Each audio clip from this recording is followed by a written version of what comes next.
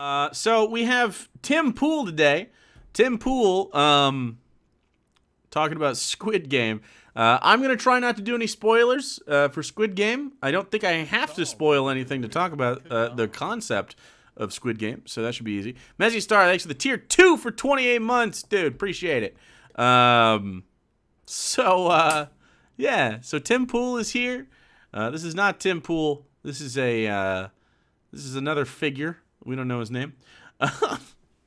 So, Squid Game, if you don't know, for some reason, is a Netflix show. It is a Korean Netflix show. It's a really good program that I think everybody should watch. It's definitely about how capitalism sucks, and we will try to explain that to you. Tim Pool is just I don't know if this is like for clicks or if he's just like actually this stupid. So I'm going to try to see if he's being genuine or not. This is him saying that Squid Game is about how communism is bad, actually. Jimothy, thanks for the 11 months. Here we go. I want to talk about Squid Game. Yeah. We should talk about Squid Game. Yeah. What about it? So I think Squid Game is... Wait, that sounded like a setup. I don't think it's overtly political. What? Apparently, you were telling me, Gary, that it was like there's like a political message in Squid Game. Yeah, the writer, at least that's what he said. My takeaway from it was communism bad. So I know I've seen this. It's like made up, right? This is so people click on the video and go like, "Oh, you're a fucking dumbass," right? Like so everybody starts talking about this because he's just right. Am I crazy? Doesn't this seem like there's no way you could fucking get this? Huh. That was my takeaway from it. Okay, so now I'm going to say this for those that are listening. laughing. Spoiler alert, if you haven't finished Squid Game, it's an awesome show. Yeah. I prefer watching it in the original Korean with subtitles. Me too. I think it's fantastic. With the dub, you lose a lot of that like reverb and like natural sound. It's kind of weird. That's how every show, yeah. So spoiler alert, I'm going to say it again. We are going to spoil this show to Kingdom Come. To Kingdom Come. Okay, so they are going to spoil it. Well, you've had your fucking chance. Here we go. Spoiler alert. So what was it about? I don't know if they're going to spoil the ending, though, which is kind of the only part that you need spoiled. Or need not spoil. It's really, really good. I don't know enough about the Squid Game to know what it's about, but I don't know enough about Tim Pool to know he's wrong, maybe. You mentioned that the creator had said something, and it was like... The creator called it a fable for modern day capitalism. Yeah. But also for life and the competitiveness of life. Yeah. And that message, reads. it's not subtle at the end, which I won't ruin for anybody, but it's not subtle at the end. And that so he's not ruining the end. Okay, so I don't know if there are spoilers. Messaging was there, and some people can't get past it, and I understand that. But I thought it was a damn good story. But what was the messaging? Like, what do you think the message conveyed in Squid well, Game was? I don't know how much they're going to talk about this. Okay, let's get into the structure of Squid Game really quick. If I can't Squid Game, if I could just like look at an image. Okay, so you have. I think this is all we need to talk about Squid Game is this picture right here. So the premise of Squid Game is there's a bunch of people. These are all in Korea. It's a Korean show. They are in some way or another in financial, I guess, dire straits. They are financially either very poor or in debt or something has happened. Anyway, they get approached by a person who offers to gamble with them. And at the end of the gambling session, and this is just like kind of my spoiler-free rundown, at the end of the gambling session, they are offered a sort of a business card, and then when they call the card, they have an opportunity to go to Squid Game things. They go to the game, and Squid Game has a few rules, which are basically just capitalism. They put on these things, and the idea here is, I guess, if I was going to break it down into anyway, this is sort of like it's a basic version of capitalism here, but everyone's worth a certain amount, and every time they die in the competition, the piggy bank, if I could if I could look it up. Piggy bank. There it is. Every time someone dies, they fill it with money, and it just gets filled up. And then they stand under there and they look at it. So you've probably seen this picture here. And so when someone dies, which is, I guess, a good thing if you're a capitalist here, and it basically just illustrates, as they play these kids games that aren't for productivity's purpose. They play like red light, green light in the first episode, right? And you don't know what red light, green light is. You've seen the like little statue thing, probably.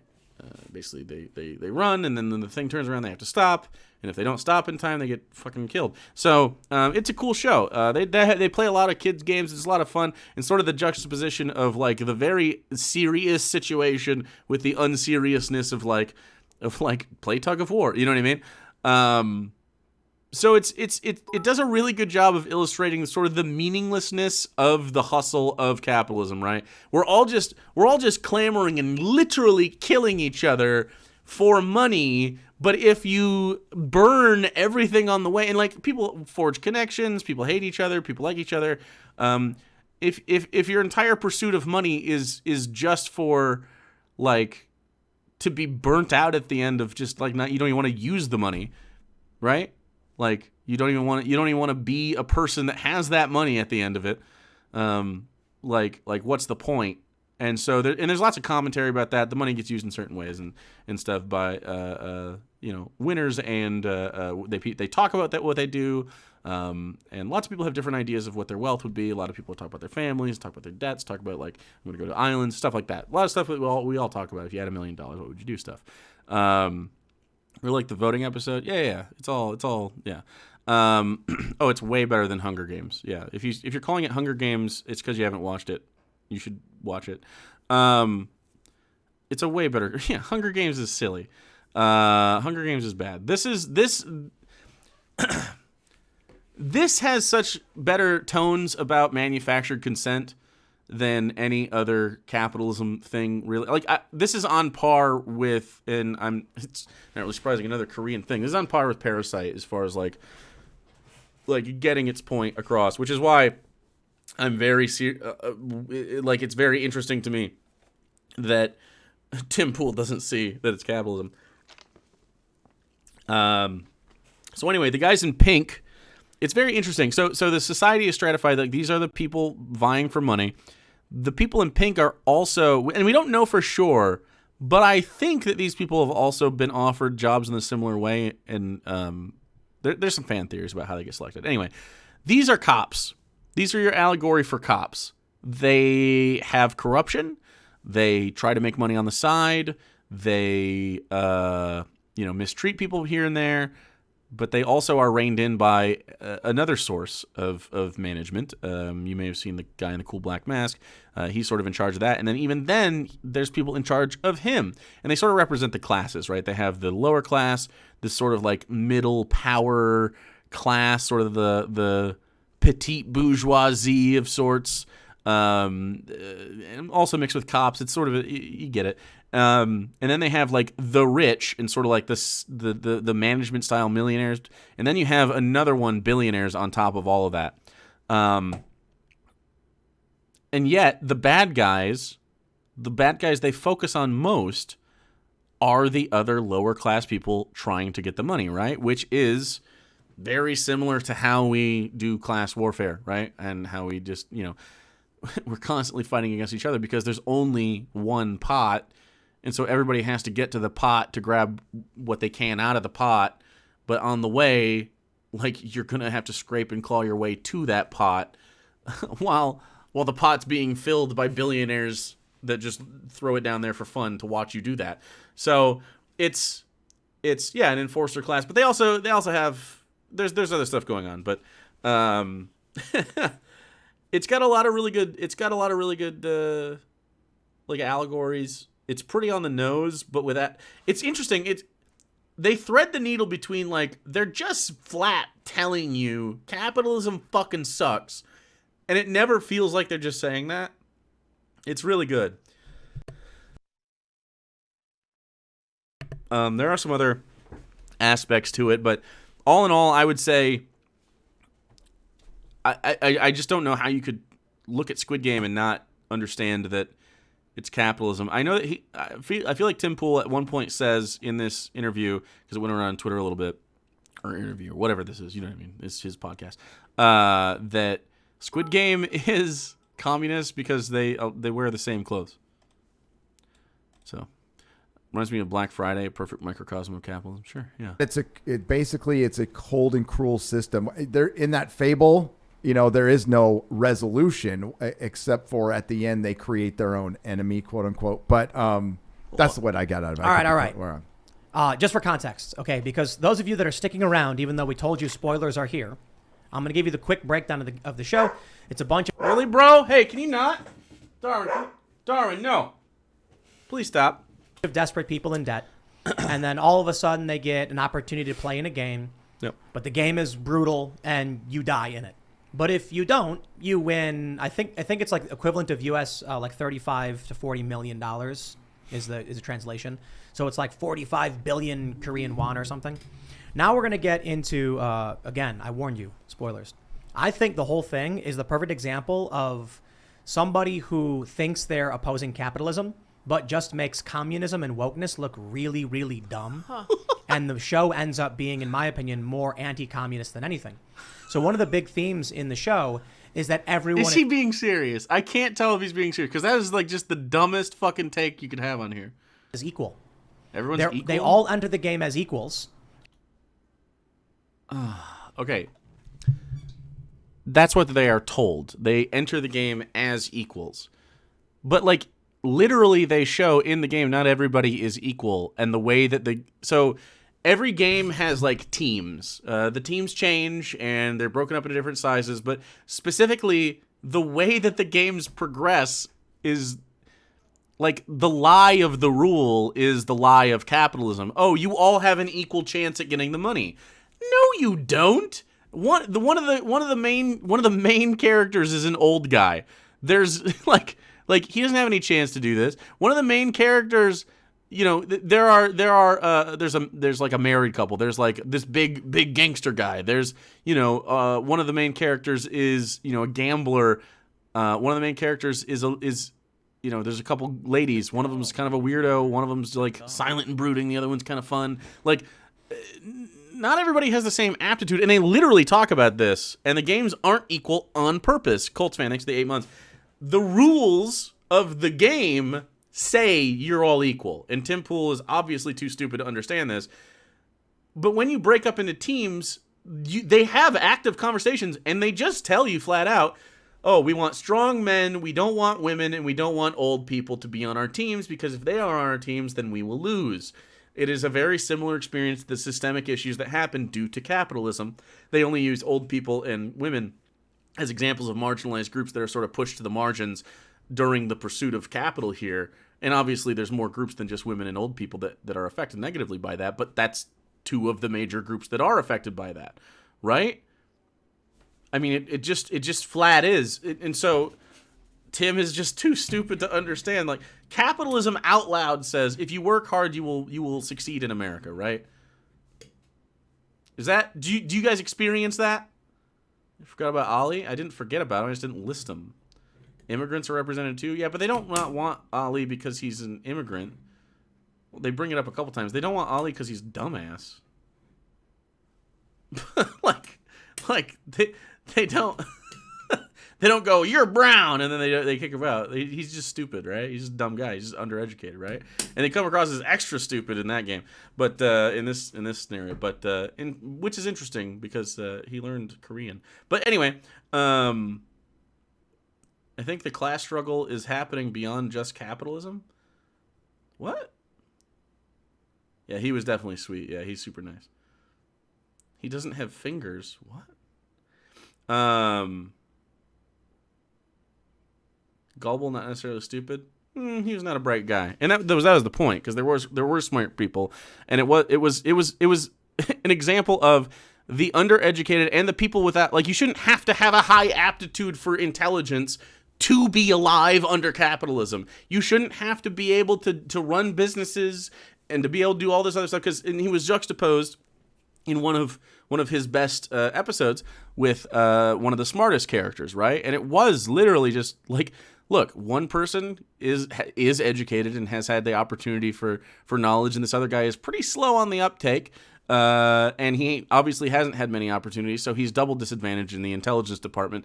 So, like, it is that. And that's important because it needs to show that, like, and they even go out of their way to say, like, some of these people are, they don't talk about everybody's illness, but apparently when you get a cutaway to the pink guys at one point, they have a line about how a lot of the people here are terminally ill. We don't get a lot of that, but, like, that's another example of, because in Korea they have private healthcare apparently. Yeah, I agree, Raven. Like, one of the main characters, his mom needs, I think she has diabetes or something, and she needs medical care, and he can't afford it, right? And that's like part of the big thing is, like, there's a lot of people whose last chance at survival with their terminal illness is to play in this fucking game where they get shot if they don't play red light, green light well. You know what I mean? Like, in other games and stuff. But it just goes to show, like, all of these people represent different parts of all class. Some of them are middle class with debt. Some of them are lower class. Some of them are lowest class. And it's just like, it's just showing, it's really good at illustrating it. You have to sort of pull back a little bit, but yeah, Ollie's dumb on purpose. Like kind of on purpose. There's a huge debt problem in South Korea. Yeah, I think in the show they say the debt is 96% to the GDP. That's crazy. And they're allowed to play as equals. And there's an arc in the show where it's like somebody violates the equality, and so they kill him. And they were like, that's the worst thing you could have done is strip the equality. But now... So this isn't a critique on communism, again. This is showing that that we do have laws under capitalism, but we allow certain crimes to occur. So... a person, a doctor, is sort of plucked out of the crowd here of contestants by the guys in pink, a subset of the guys in pink that are the cops, and the cops are making money on the side with the help of the doctor, and the doctor is trying to get information on what game is going to be next played so that he can have a higher chance of surviving the game because he has time to think about it, right? Because they spring the game on them the moment they walk into the thing, so they have time to strategize, which is part of the equality of capitalism here.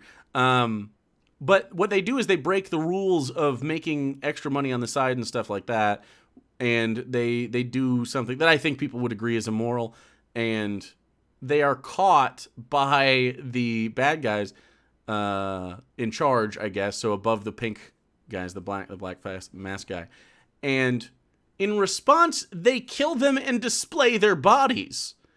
That's also a crime. It's just that they're in charge, so nobody can do anything. It's just, again, an abuse of power and abuse of the power dynamic of, like, the violence. They have the monopoly on violence there. It's a great... I mean, I don't know how you don't, like, look at that and go, like, oh, yeah, okay. They do more bad stuff. So some people can do crimes, but other people cannot. It's just a whole thing, man. Yeah, exactly.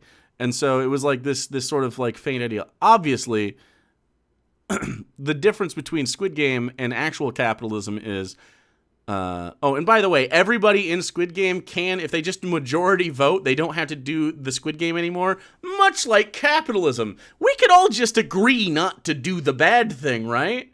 We could just agree. But we don't, so we continue. As if it's so weird how you place a system and they just go, well, I guess we got to do this. Like, why? You know what else was interesting? They weren't armed, but there was enough of them at the beginning to take this entire place over. They could have. If there was like, I don't know what, 6 dudes with guns. You know what I mean? They could have had a revolution at the beginning of this and just been good to go. You know what I mean? But they had the promise of capital under capitalism, and they were it's a whole thing. It's very interesting. Here's how the show ends. You've been warned. Okay, hold on. Let me turn off the desktop, just in case. I'm not going to spoil this for you. Hold on. You're not going to hear him. Okay, so there's that. It wasn't really much of a spoiler. They have an entire army. Well, they don't have an entire army in the room at the beginning. They don't have an army. They have like 50 dudes, and there's almost 500 of them at the very beginning. So yes, I do. So that doesn't sound to me like capitalism. In capitalism, we recognize not everybody is equal. Literally, that's how the games play out. By the way, he just said that, like, people get picked off along the way, and not everybody wins the game. And now he's saying that's how capitalism doesn't work. What? Not everybody does have an equal 456. Yeah, that's 456. That's almost 500. We do want equal opportunity, but some people are poor and some people are rich. In this system, everyone is wearing the same clothes in the same room, being brutalized by the powers that ultimately results in one person having all the wealth and everyone dying. That is not capitalism. In Isn't it? It really is. Capitalism, there's too much food. People are morbidly obese, and there are homeless people who are fat. In communism, everybody wears the same clothes. They have limited access to anything. They get garbage food every day. They're like, okay, the game's over. Here's the food you get, and they get trash. Yeah. And they're fighting each other because they're starving. No, they don't fight each other because they're starving. That, to me, is an indictment of communism. What? And if this... They don't fight over food in this movie, or this show, sorry. They don't fight over food once. Guy who made the show is actually like, it's actually capitalism that's bad. I'm like, it just goes to show this is a person who made a great show but was really dumb and didn't understand they were actually critiquing communism. It's like they... Dude, I'm trying to think of the most... The parts in the show where everybody is doing their best is whenever the games aren't being played and they are acting as their individual communities. Yes, they do the eggs. They don't fight over that. What? They're not fighting about the food, though, right? That's just like a tension piece. They don't like go like, oh, now we have all the eggs and stop fighting. You know what I mean? They don't. They don't have enough food because they. Yeah, it's forced, right? It's an instigation on purpose. You know what I mean? Like, it's not. The fighting in general is about the tension of the class thing. It's not about the food, right? It's just another thing that got added to the stressor of the situation. Does that make sense? Yeah. They eat trash in communism. Amazing, yeah.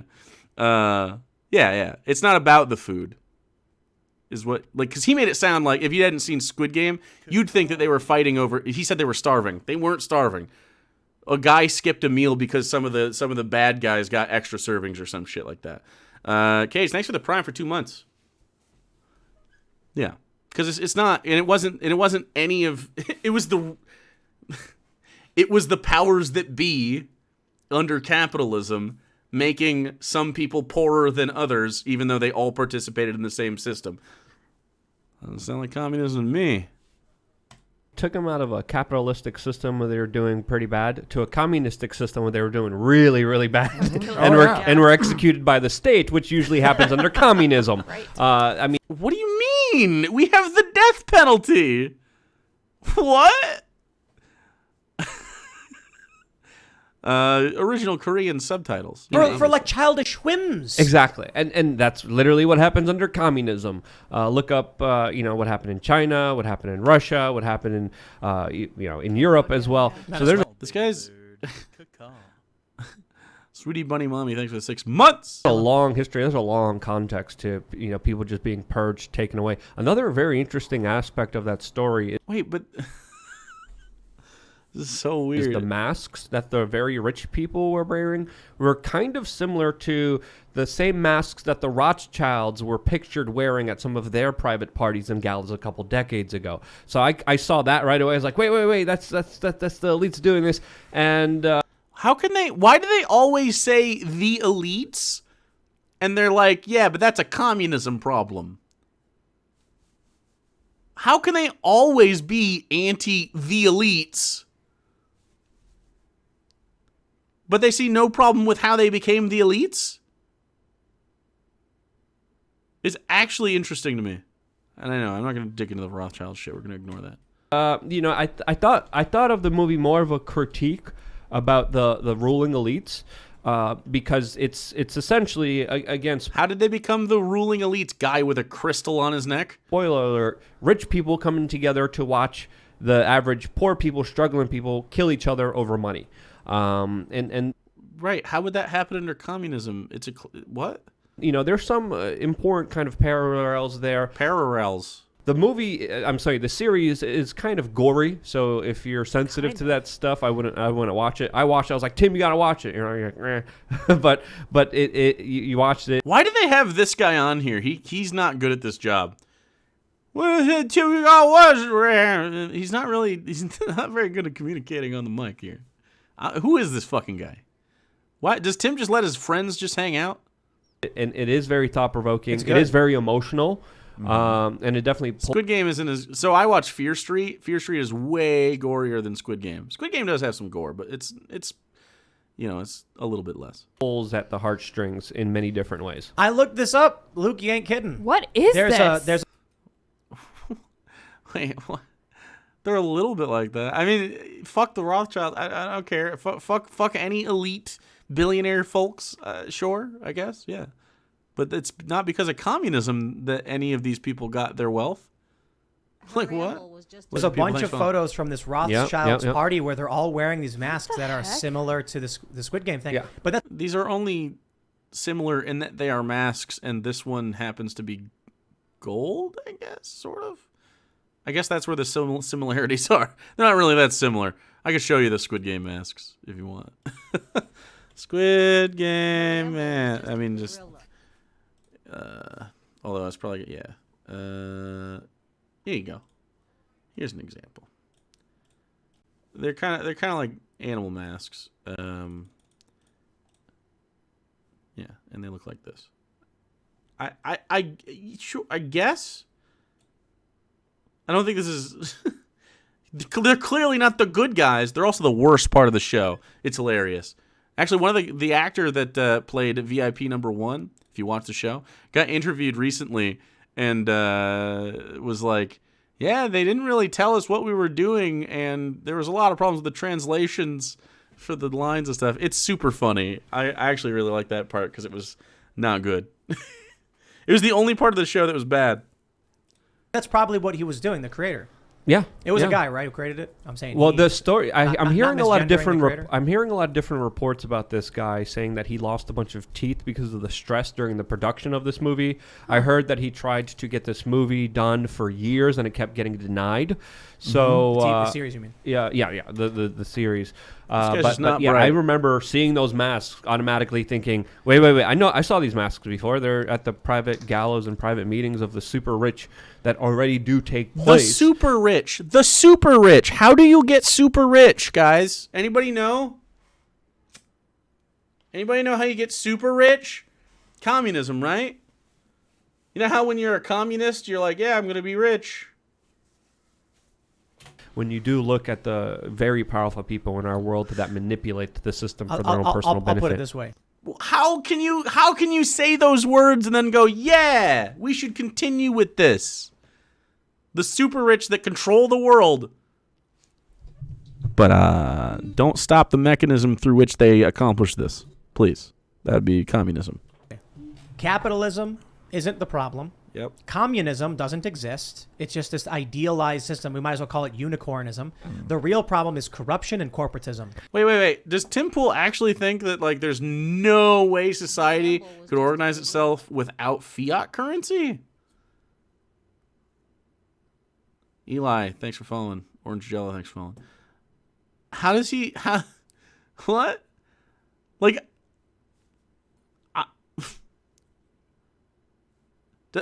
Does he not know what sharing is?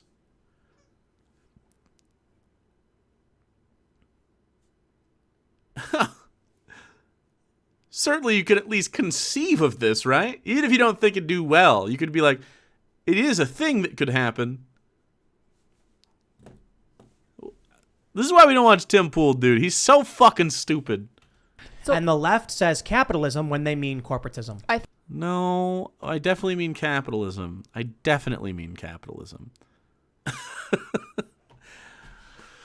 I mean, corporatism as well. I don't think corporations are good things. I don't like how we funnel money into one specific area. But I don't think that would lessen if you didn't get rid of capitalism, because he likes to fancy himself a little bit of a libertarian, right? So I'm assuming he would like some form of libertarian capitalism, probably anarcho-capitalism. He's probably an ANCAP. Sasha Nixon, thanks for following. He'd probably reject that a little bit and say, I do like some regulations, but it'd be like stupid fucking regulations. Corporatism only exists so these guys can pretend it's not I mean, it's just capitalism. There needs to be an understanding. It's not just about that. Like, you can have market socialism, for instance, that still has capital exchange or something very similar to it. Might as well just be capital. You could have that system and have it not. It would resemble capitalism, but it wouldn't do the bad parts of capitalism. In fact, I think that's the next step we need to go to, and I think most people agree. I say this all the time, we need to decommodify survival necessities for everybody. You should not need to survive in America. You should just be able to. That should be your right as a person. You have the right to survive in America. You have the right to shelter and food and education and healthcare and fucking internet, like, and water, obviously. Like, all of these things you should have a right to. You don't have the right to a luxury car. You can earn that, though. Go do it. I don't care. If you never get that, that's fine, too. Not everybody's always going to have that stuff. Capitalism does exist.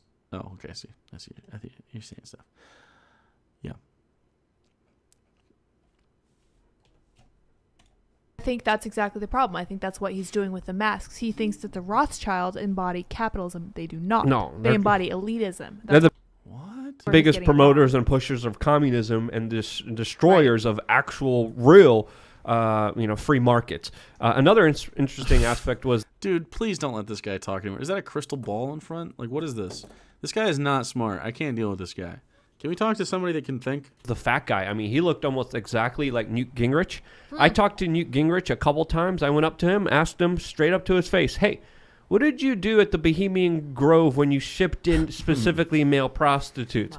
And he was sweating up a storm. I did this like 5 times to him. He really doesn't like being asked those questions. But we got to understand here, there is some level of reality when it comes to super rich people coming together in the middle of the woods doing very weird things. That does happen. It's called the Bohemian Grove. There's also other kind of secret societies and offshoots to these secret societies. Remember when What are we talking? Why is he's just going on a tangent about secret societies? This is not about Squid Game. What? It's just secret. Maybe the watching the people. It's an allegory. It's not about. God damn it. Why can't we allegory anymore, chat? What's about secret society? It's like call for an uprising. Bilderberg was a conspiracy theory? Yeah, they said That's it the didn't weirdest- exist. that's the Yeah. weirdest They thing. said it didn't exist a few years ago. Remember And I when was they- there at the meetings, be like, it's here, it's happening. They're Re- like, no, he's crazy. Remember when they sent that dude from The Guardian down and he was really angry? Charlie Skelton, he that came what- there to make fun. He's now my friend. Charlie Skelton was sent down there by The Guardian to make fun of the people outside. What are we They talking sent him about? down there. He's like, there's a bunch of loonies. There's a bunch of crazies. What are we he even- literally what are we even got on? followed everywhere, assaulted by police officers. They raided his hotel cool. room. They raided my hotel room, saying, hey. Are we just And talking they're to this guy? He's They just. said it wasn't real. They said it was a Yeah, it conspiracy. does- They're like, That's it. even talk about always the corrupt elites. I don't, when they talk about like, communism, they never actually implement it because it's not possible. It's impossible to do. And then when They never actually implement communism. What does he think? What does he think implementing policy is? We're communists now. Done. Like, what? It's just systemic. You just address systemic issues with capitalism. You could have a very happy next 500 years without communism if you just simply decommodify survival necessities. That would be it. Let's be real. Would you be satisfied if you didn't have to survive with capital in here, but you could thrive with capital in America, right? Why are you pay gating life? Would you buy the video game? Like, would you, let's say okay, there's a video game. You pay, you get it for free, right? You get the video game for free, but they don't let you, like, it's like, have you played Rust or any survival game ever? But you're naked and you don't get any shelter and you don't get anything else, okay? And the only way you can get any equipment for your character to progress in the game is if you pay them money to do so, okay? Now you can try to go in the woods and forage and try to survive that way, but if you're caught by any of the mods, I don't know, cops, other players, they might fucking kill you. And then they'll put you in prison, and then the rest of the time you log into the game, you're just hanging out in jail, and then back and forth through that. Or you could pay to get shelter in the game and be able to play the actual full game. That sounds like a terrible fucking game. So why is life that? Why wouldn't you wouldn't play that video game, but you would just do it in real life? Why? Why do you agree to this? We should not have to survive. I am fine with the idea of me needing to earn my PlayStation. I'm fine with that. That's not a survival necessity. I would make an argument that entertainment is a survival necessity. However, not a PlayStation. I would say that you can get entertainment once you are secure. You can get entertainment on stuff. Like, I just don't think it's a mobile game, basically. Yeah. It's so silly. Why can't life be like Minecraft? Sure. But I mean, just in general, like, if I don't have a place to stay, I should be able to have a place to stay, provided to me by the government. Now, it doesn't have to be amazing. It can be a single bedroom apartment with a bathroom. That's all anybody needs for survival. But it's somewhere where you can be clean, where you can be safe, where you can keep your belongings, and where you can have dignity, and you can take a shower, and you can cook food, and you can, I don't think anyone's going to strive to live there forever. Some people might, and I'm fine with that. What if someone wants to live in government housing forever because they don't want to settle down, and they want to use any money they earn to every 6 months or something, they go on a nice 6-month vacation just around Europe or, Asia. I don't know. They just travel around, and then they come back, and they make money again for another 6 months, and then they leave again. That'd be cool. You could do that life. Maybe you won't do that life, though. Maybe you're going to be like, man, I want to have a house and have a family. Guess what you can do? Well, you don't have to pay rent while you're in college. You don't have to pay for college while you're in college. You don't have to pay for food while you're in college. You don't have to pay for water while you're in college. You don't have to pay for health care if you get hurt while you're working at college. You can get a job somewhere. You also don't have to. You can also just wait until you enter the job market in your profession. That's a thing that you can do. But there will be incentives for you to have these labor jobs that we need from, like, what we call low-skilled labor, like McDonald's and stuff like that. We do need those to some extent. Mostly we need, like, road crews and sanitation and other things. But, like, everybody likes fucking, McDonald's fries. You can't tell me you don't. So I'm fine with that being a thing.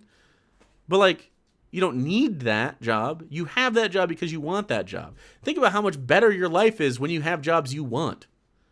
Think about the market. If you like a healthy capitalist market, do you think that people driven by their desires or by their fears is a better, healthier market?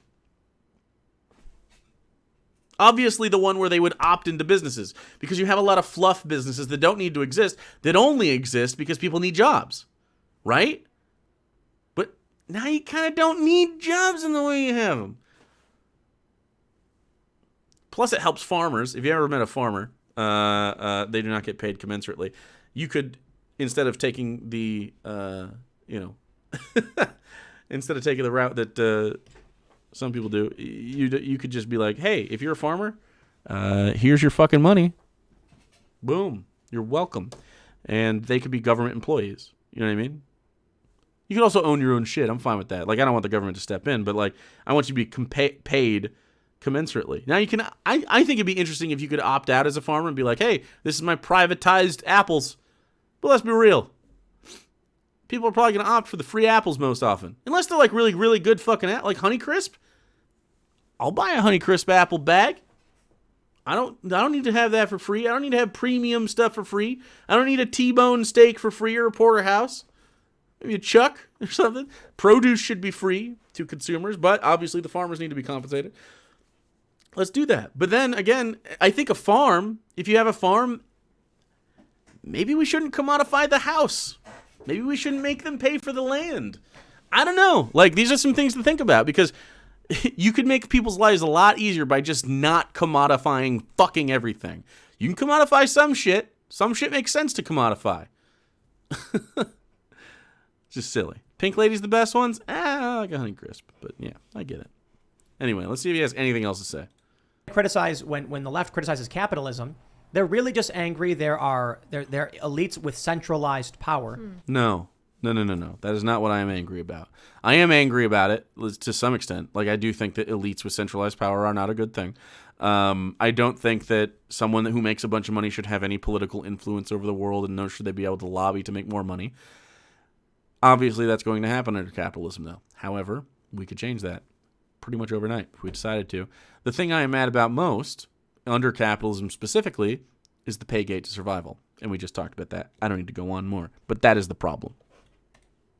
Able to do really messed up things and get away with it because of how much power they've accumulated. That's not what capitalism is supposed to represent either. And the problem is communism doesn't exist, right? They say that, like, every time they try it, they get some weird form of, genocidal authoritarianism. Yeah. Did he say every communist society has genocidal authoritarianism? Wow. Some of the most famous versions of communism ended up in some of those spaces, but those were all during wartime. And wartime with who?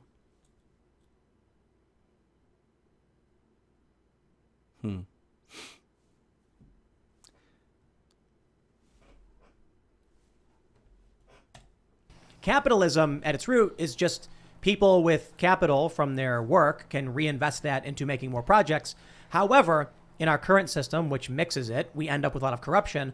And then you get a left saying, aha, this proves capitalism doesn't work. And it's like, no, actually, the problem is the corruption. Yeah. I don't care who's doing. Okay, but address the corruption. Where does the corruption lie? The number one place corruption lies is the hoarding of capital. So how do you not hoard capital? Because we do want, if you want capitalism, we can work with capitalism. There are ways to make capitalism not suck for everybody involved. There are. But you can't just have stagnation, because capitalism requires a circulation of cash so that people, you're kind of sharing the same $20 bill around, right? But today I need that $20 bill. And then the person at the cash register at the 7-Eleven needs the $20 bill. And then they go to the restaurant and after work and spend that $20 bill on food. And then that person tier 3 subs to me, and now I have the $20 bill again, and the cycle continues. You know what I mean? So it's just that's just how it works. You can't have stagnation, because all you do is pull that money out of the consumer base, and now people can't spend money on shit. So you need to redistribute it. But he doesn't like that because he thinks it's theft. But it's like, do they need that though? Like, I understand that you think they earned it, and even if they did earn it, let's steel man it. A billionaire earns $100 billion. Can you think of an ethical reason that they should keep that money?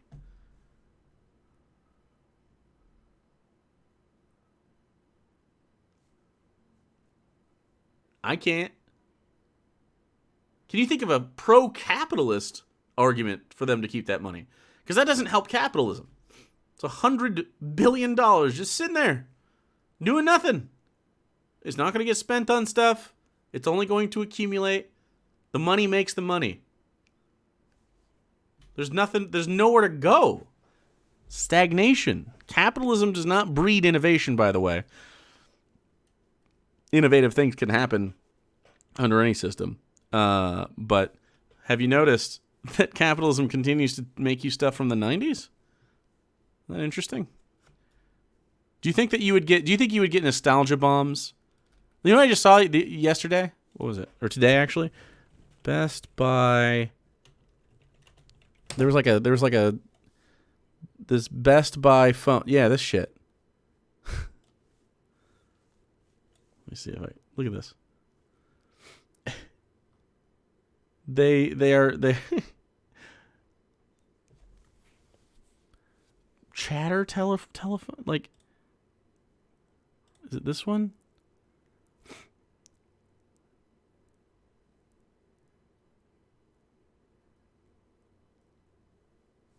I don't know. There's something I can't find it, but there's like the phone from your childhood, but it's actually like the first cell phone. Here you go. Why would they make that? Who needs that shit?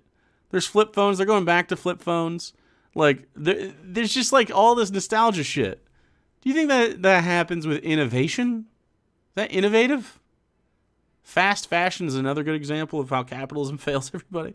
Like, I don't know. There's just so many fucking inefficiencies. It's just wild stuff. Like, a lot of this stuff would still exist to some extent, but it wouldn't be in the way it is, right? Because it wouldn't be like, Fisher-Price does this, so Mattel has to respond with this. Coke does this, Pepsi has to do that. Burger King does this, McDonald's has to do that, or vice versa usually. Like, there wouldn't be these, like, constant sort of, like, what looks like healthy competition in a market, but it's just redundancy. Let's just make the food you want to fucking make. Make something I want to eat. That's it. You don't have to do a chicken sandwich because everybody else did, and everybody else did chicken sandwich. It's like, it's super weird. It is. It's Skyrim. It's Skyrim ported on something else. Skyrim's on every platform that's ever existed. You can get Skyrim on Atari. It or why corruption bad. When you use the power of government to... No more. All right, we're done.